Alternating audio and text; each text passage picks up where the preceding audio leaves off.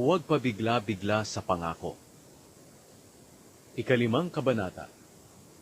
Mag-ingat ka sa ikikilos mo kung pupunta ka sa templo ng Diyos. Mas mabuting pumunta ka roon na handang sumunod sa Diyos, kaysa sa maghandog na gaya ng paghahandog ng isang mangmang na hindi alam kung ano ang mabuti at masama. Huwag kang pabigla-bigla sa pagsasalita.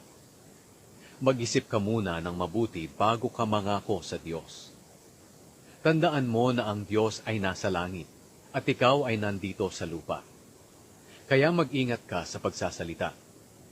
Kung papaanong madaling managinip kapag maraming alalahanin, madali ring makapagsalita ng kamangmangan kung padalos-dalos ka sa iyong pagsasalita.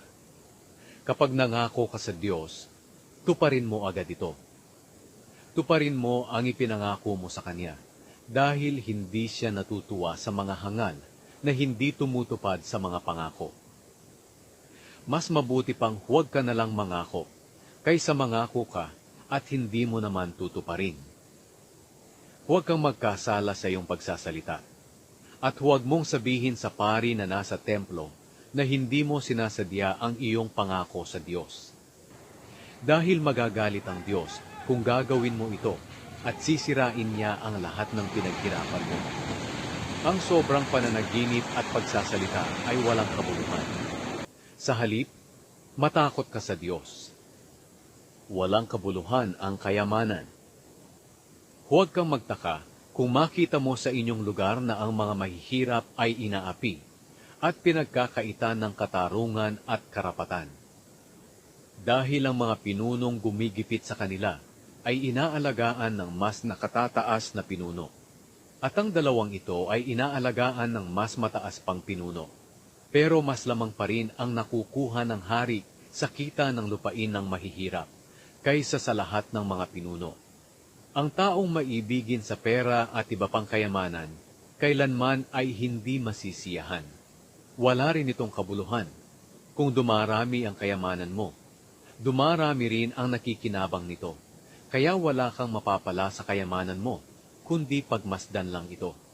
Mahimbing ang tulog ng isang manggagawa, marami man o kaunti ang pagkain niya. Pero ang mayaman, hindi makatulog ng mahimbing dahil sa kanyang kayamanan. May nakita akong hindi maganda rito sa mundo. Ang kayamanang iniipon ng tao ay nakapagpapahamak sa kanya. Nauubos ito dahil sa hindi mabuting negosyo at wala nang matitira para sa mga anak niya. Kung paanong hubad tayong ipinanganak mula sa sinapupunan ng ating ina, hubad din tayong mamamatay. Hindi natin madadala ang ating mga pinaghirapan. Napakalungkot isipin, ipinanganak tayong walang dala, mamamatay tayong walang dala. Kaya ano pa ang saysay ng mga pagpapakahirap natin? Para lang tayong humahabol sa hangin na walang napapala. Ang buhay natin ay puno ng kahirapan, kaguluhan, sakit at galit. Kaya naisip ko na ang pinakamabuting gawin ng tao sa maiksing buhay na ibinigay sa kanya ng Diyos ay kumain, uminom, at magpakasaya sa kanyang pinaghirapan habang siya'y nabubuhay. Dahil para naman talaga sa kanya ang mga iyon. Binibigyan ng Diyos ang bawat tao ng mga pag-aari at kayamanan. Hinahayaan niyang pakinabangan nila ang mga ito para matanggap nila ang para sa kanila at magpakasaya sa mga pinaghirapan nila. Ito ang regalo ng Diyos sa kanila. At dahil ginagawa ng Diyos na abala ang tao sa mga bagay na nakapagpapasaya sa kanila, hindi sila nag-aalala na maiksi ang buhay nila. Ika-6 na kabanata. May nakita pa akong isang hindi magandang pangyayari rito sa mundo na nagpapahirap sa mga tao. May mga taong binibigyan ng Diyos ng kanilang mga hinahangad tulad ng karangalan, ari-arian at kayamanan. Pero hindi niya hinahayaang pakinabangan nila ito. Sa halip, ibang tao ang nakikinabang nito. Hindi ito maganda at walang kabuluhan. Masasabi kong mas mabuti pa ang isang sanggol na ipinanganak na patay, kaysa sa taong nabuhay nga ng matagal at nagkaanak pa ng marami, pero hindi naman nagkaroon ng kasiyahan sa buhay at hindi nailibing ng maayos. Kahit walang saysayang pagkakapanganak sa sanggol, at kahit na siya ay nasa lugar ng mga patay at hindi na maaalala pa, at kahit hindi siya nakakita ng liwanag ng araw o nalaman ng buhay, mas may kapayapaan pa siya kaysa sa taong iyon na walang kasiyahan sa mga magagandang bagay na kanyang natanggap, at kahit na mabuhay pa ang taong iyon ng ilang libong taon. Ang totoo ay iisa ang hahantungan ng lahat. Nagtatrabaho ang tao para may makain, pero hindi pa rin siya nasisiyahan. Kaya ano ang lamang ng marunong sa mangmang? Ano ang mapapala ng mahirap kahit alam niya ang pasikot-sikot sa buhay? Wala itong kabuluhan, para siyang humahabol sa hangin. Kaya mas mabuting masiyahan ka sa mga bagay na mayroon ka, kaysa sa maghangad ka ng maghangad ng mga bagay na wala sa iyo. Lahat ng pangyayari sa mundo at mangyayari sa isang tao'y nakatakda na noon pa. Kaya walang saysay na makipagtalo pa tayo sa Diyos na higit na makapangyarihan kaysa sa atin. At habang nakikipagtalo tayo, dadami lang ang sasabihin nating walang kabuluhan. Kaya ano ang pakinabang nito? Walang sino mang nakakaalam kung ano ang mabuti para sa isang taong maikli at walang kabuluhan ang buhay. Lumilipas lang ito na parang anino. Sino ang makapagsasabi sa kanya kung ano ang mangyayari sa mundo pagkamatay niya? Ang mga paalala sa buhay. Ikapitong kabanata. Ang malinis na pangalan ay mas mabuti kaysa sa mamahaling pabango, at ang araw ng kamatayan ay mas mabuti kaysa sa araw ng kapanganakan. Mas mabuting pumunta sa namatayan kaysa sa isang handaan, dahil ang lahat ay mamamatay. Dapat ay lagi itong isipin ng mga buhay pa. Ang kalungkutan ay mas mabuti kaysa sa kaligayahan, dahil ang kalungkutan ay nakakatuwid ng buhay ng tao. Laging iniisip ng marunong ang kamatayan, pero ang hangal, ang laging iniisip ay kasiyahan. Mas mabuting makinig sa pagsaway ng marunong kaysa makinig sa papuri ng hangal. Ang tawa ng hangal ay parang tinik na pag iginatong ay nagsasalpikan ang apoy. Ito ay walang kabuluhan. Ang marunong kapag nandaya ay para na ring hangal.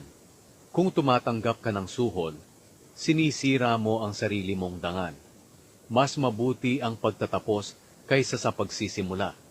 Ang pagiging matiisin ay mas mabuti kaysa sa pagiging mapagmataas.